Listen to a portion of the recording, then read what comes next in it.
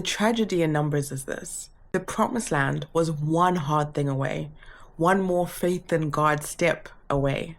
But what ended up killing them wasn't the hard thing that they feared, rather the fact that they would not let go of their old life and their old identity. That's why the first generation of Israelites never made it to the promised land, even though they were right there. You see, in the book of Numbers, the Israelites finally leave Mount Sinai and are on their way to the promised land. And you can feel a shift from God. You see, Exodus was about giving them rest and food and restoring their faith in God. And Leviticus was giving them guidelines on how to commune with God, how to live with God, because God would be necessary for that battle. And now in Numbers, it's all about preparing them for battle. And you can feel it in three key ways. Number one is God counts his soldiers. The book of Numbers is called Numbers because at the beginning of the book and at the end of the book, God says, count all of the men, all those who can go to war for Israel. It's a battle call from God, and the Israelites know what's coming. Number two, he starts organizing each of the 12 tribes into army camps. And the leading army camp, the leading tribe, was the tribe of Judah. How we spoke about Jesus coming from the line of Judah was because salvation and leadership would come from this line. So they were pointed east, and they would be the first ones to go to battle. And you had another set of tribes in the north and the west and the south, all around the presence of God, the tabernacle. Because if this nation was going to fight, God had to be at the center of it all. Number three, he starts training them on his command. There's this beautiful chapter in chapter 9 where God has his presence, either a cloud in the day or fire by night. Every time his presence lifts and moves, the camp moves with him. When it stays still, the camp stops and they settle. When he moved again, they would move, not knowing how long they're moving for, but they would stop what they're doing and they would follow him. It's this very unique time when the Israelites really have a high level of obedience to God. They move immediately, without question, without groaning, which is so rare for them. It's beautiful and it's hopeful. The crowd that God had saved way back in Exodus is beginning to look like a nation who can go to war with their God. But then it all falls apart.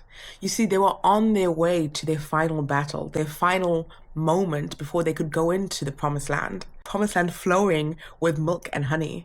But on their way, they started to have cravings of their old life. Numbers said they had intense cravings of the fish and the lemons and the cucumbers that they ate in Egypt. They started complaining about the bread, the manna that God kept giving them in the wilderness. And on one level, you can empathize, right? If you're so used to eating a variety of things like we do today, when you suddenly have to just survive on this bread, it can feel a bit stale. But the bread was temporary. The promised land was filled of much more. Challenge with going back or starting to daydream of your old life is you start to re-identify with who you were in that season. It's like, for example, if you finally leave that dead-end job to pursue your calling, but all you can think about is that paycheck that just kept coming and now you're not sure when the next paycheck is going to come, right? Keep replaying that security until you start to convince yourself, maybe I was better off in that 9 to 5.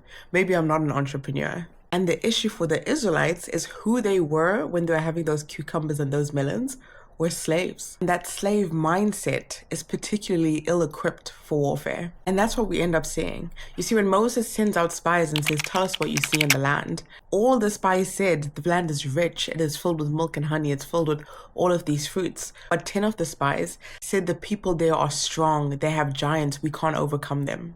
Because they spent so much time thinking about their old identity, started to re-identify as a people that were hopeless, as a people who no one would save, people destined for hardship. Instead of remembering that since then, God had saved them single-handedly from the Egyptians. God had saved them from the Amalekites in the wilderness. Only 2 of the spies said, we've got this. We are able to overcome this. We have God. The people respond by throwing stones at them. So entrenched was their identity as a hopeless slave that they almost got angry when someone tried to build up hope in them again. And so they refused to move forward, refused to go into battle.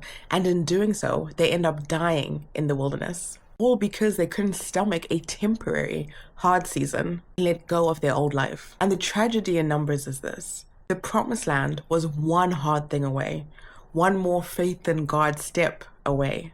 But what ended up killing them wasn't the hard thing that they feared, rather the fact that they would not let go of their old life and their old identity.